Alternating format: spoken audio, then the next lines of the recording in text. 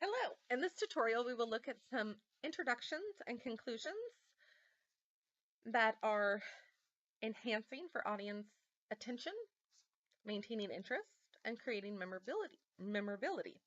So, in particular, we are going to focus on attention getters with inside our introductions and concluding remarks with inside the conclusions. Let's go ahead and get started. One type of attention getter or concluding remark that can be utilized is a question or a rhetorical question. A question requests active engagement on the audience's behalf. I would recommend that this be a close-ended question that allows for a raise of hands to signal yes and a lack of response to signal no, or a very short-termed response because you want to be able to manage your time as a public speaker. A rhetorical question does not provide that the audience engage in active engagement, but rather passive engagement because it prompts the audience to think about how they might respond in their own minds. Here is an example of a rhetorical question. Just for a moment, I want you to think of all the women in your life that you love. Do you picture your mother, your grandmother, your sister, your friend, yourself? Now try to guess which one of these women will be affected by breast cancer. Chances are one of the women you know and love will be diagnosed with breast cancer in their lifetime. Today, I will explain the stages of breast cancer. So I'm not asking you to actually answer the question, but I'm asking you to think about the questions, which is rhetorical in nature. Now, note that the final sentence is the thesis statement. Today I will explain the stages of breast cancer. Immediately following this would be my previous statement. Let's move on. Quotations. Quotations can enhance a presentation by starting right off the gate with information that is powerful and impacting. A quotation is a direct quote from an outside source. It is recommended that you cite at the end of the quotation for a smoother opening. When you start your presentation, you tend to just start. You don't introduce yourself and you don't engage in opening citations. So it would sound something along the lines of this. Mother had another favorite game for me while father was away. She sent me to clean the bathroom with her usual time limits. But this time, she put a bucket filled with a mixture of ammonia and Clorox in the room with me and closed the door. With the room sealed, the air began to change quickly. In the corner of the bathroom, I dropped to my knees and hands and stared at the bucket.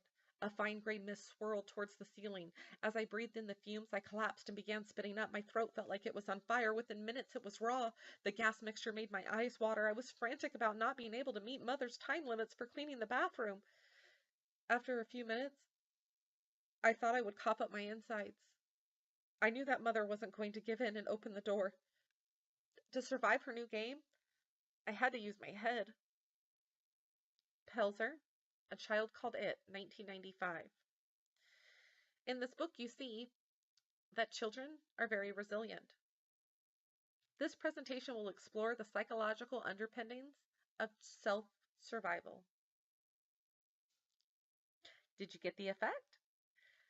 Just to say, in class we will be talking about nonverbals so that you can see how we can phrase and word and speed up and slow down our language use to deliver information that is more powerful and affecting. If I would have started with, according to David Pilzer, A Child Called It, I may have lost my audience, but starting right away with, Mother had another favorite game for me while father was away, captivates your audience. I would like to draw your attention to the three dots known as an ellipse in the quote that are highlighted in red. The reason I'm drawing your attention to this is I want you to see that an ellipse allows you to shrink information. So when you're directly quoting something, you don't have to quote the entirety of it. You can say, I'm going to stop here and pick up here. So the ellipse allows you to omit some part of the quote. Also recognize that the oral citation notes author, title, and date, which is essential. The next example will provide you a different way to provide that information. Or the example after this one, I should say. So the next type of attention getter or concluding remark that you could utilize is an illustration or an anecdote. An illustration is a narrative that conveys a story. This includes a protagonist and an antagonist, like the good guys and the bad guys, and a conflict that is created between the protagonist and antagonist, and it reaches a climax and eventually a form of a resolve. Here's the example that I have for you. Toni did everything a little too early and certainly before any of her peers. In fact, she prided herself on being first. She was the first to cut class and forge a note from her mom, first to drop the F-bomb around adults, first to smoke at school, and the first to get high on campus, and the first to get laid. She did it with Seth, who was a senior in high school when she was just a freshman. Toni's parents had a do-your-own policy towards raising their children. Their approach to parent teaching was to allow Toni to learn through trial and error. Well, Toni did in fact learn the hard way. She did learn from her mistakes. She tested HIV positive the summer before her senior year. Toni learned that some mistakes are deadly. It is important to understand and identify the ways in which HIV is transmitted. In this narrative, you see that Toni is the protagonist, and AIDS becomes, or HIV becomes, the antagonist. The conflict is emerged in the way in which her parenting styles were she was raised with these types of parenting styles. And it reaches a climax that she received this and an eventual resolve that she will live with it. So, as you can tell, this narrative captivates and maintains audiences' attention. The next example, facts and statistics that can be used as a concluding remark or an attention getter. A fact is an observed phenomenon or thing that holds a level of scientific truth. A statistic is a numerical representation of data, which is predominantly a form of a fact. Now, here's an example of this. This is also coming from outside resources because facts and statistics aren't things that come to my brain on my own accord. But instead of quoting it as a direct quotation, I am going to paraphrase it, thus creating it as an example of a fact and statistic. Here we go. Most people do not realize that the rainforest supports the ecosystem in which humans rely on for survival. According to Jamie Murphy's publication, A Quiet Apocalypse in 1994, the tropical rainforest covers nearly 7% of Earth, yet supports life for nearly 50% of Earth's known species, including humans. The rainforests are dwindling due to a practice known as slash and burn. Today I'm going to inform the audience on what slashing and burning is. Cool. So in this quote, I'd like to bring to your attention that or this paraphrase, I should say, I'd like to bring to your attention that I am still using an oral citation. Jamie Murphy is the author's name. The publication title is A Quiet Apocalypse, and the date of publication is 1994. I simply said it a little smoother, and you're welcome to do either one the way that you see more fitting. Sometimes introducing it with an according to has a better ear appeal. But predominantly, the direct quote author title date is used for following a direct quote, whereas a pretty quote is utilized when we paraphrase such information. Okay, now moving on. You can also use an attention getter or concluding remark that refers to a historical or recent event or occasion. So historical meaning past, recent meaning near or near past. An event is a memorable experience that is generally isolated, not easily recreated, whereas an occasion is a moment that occurred and is not isolated in its occurrence, meaning it can frequently occur time and time again. A good example of occasion would be like, I might say something along the lines of, have you ever noticed at midterm time how the med clinics on campus are bursting at the doors with long lines of students who come down with some mysterious illness? This would be an occasion, and a recent occasion, because it recently happened during midterms of this semester, and an occasion because this occasion reoccurs over and over again. It's not an isolated occurrence. An example of a historical event might be something along the lines of this. On a normal and beautiful September morning, the world forever changed. Our sense of comfort and perception of reality was drastically altered when fear struck the heart of U.S. citizens.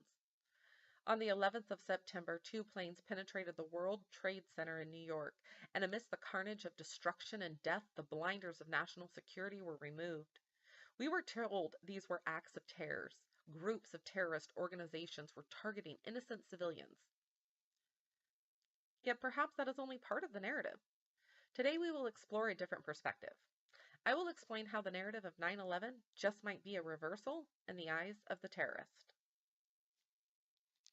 All right, there you go. Now, moving forward. These three last ones that we're going to talk about are only utilized for the concluding remarks. Because number one here is referring to the introduction. This is a unique way to conclude your speech by going back to the attention getter and tying it in. It is only used for concluding remarks. Here's the example. While there are devastating and terminal outcomes for women diagnosed with breast cancer, there is also hope. It is important to understand the stages of breast cancer and the importance of screening for breast cancer. The reality is that a diagnosis does not equal a death sentence. Most cases of breast cancer, if caught early enough, are completely treatable.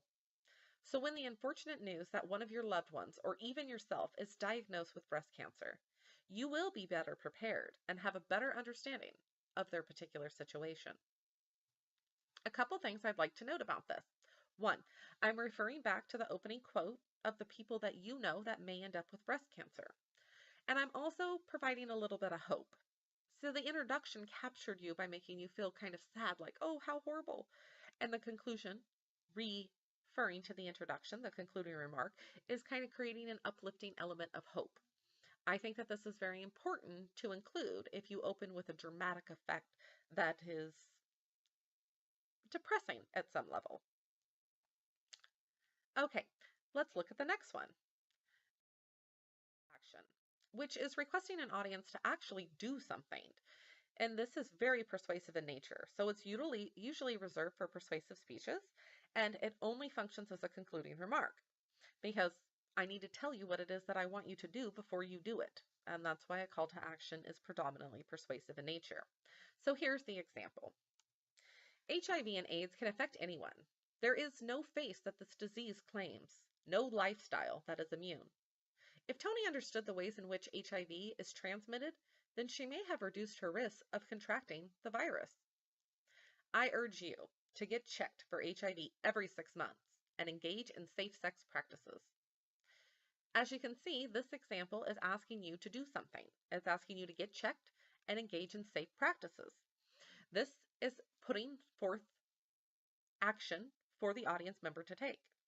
Sometimes the action could be immediate action, such as signing up to be an organ donor in a little card that the public speaker has passed around, or signing a petition, or getting up and protesting. And others, it could be asking the audience to do and take action on their own accord, such as the example that we have here. The final concluding remark is prediction. Prediction is expressing what will happen, expressing that something will happen. And this can be positive and or negative depending on the way in which you word it. It is also persuasive in nature because it's, well, predicting the future. And it's usually reserved for persuasive speeches because of that. It's also only utilized for concluding remarks. So here's the example.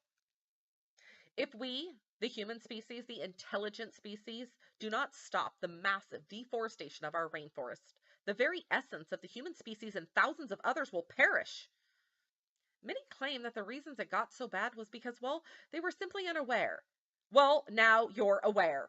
The consequences are clear. We either change or we die. I can't tell if you got that effect, but I tried really hard. As you can tell, I'm predicting very devastating terminal effects are going to take place if we do not change the way in which we regulate deforestation in our rainforest. So, this obviously is persuasive in nature. Well, when I utilized the rainforest opening, it was informative, but this concluding remark became very persuasive. So I would probably reserve the prediction for the end, whereas I might utilize a quote from someone else as a way of ending the informative if I was doing it on the rainforest. Okay. Better understanding of attention getters and concluding remarks. We have covered rhetorical questions and normal questions, and all of these that I'm listing now can be used as attention getters and concluding remarks, quotations, illustrations and anecdotes, facts and statistics, referring to a recent or historical event, or occasion. And then we looked at some concluding remarks only, referring to the introduction, a call to action, and prediction. Until next time, enjoy your reading.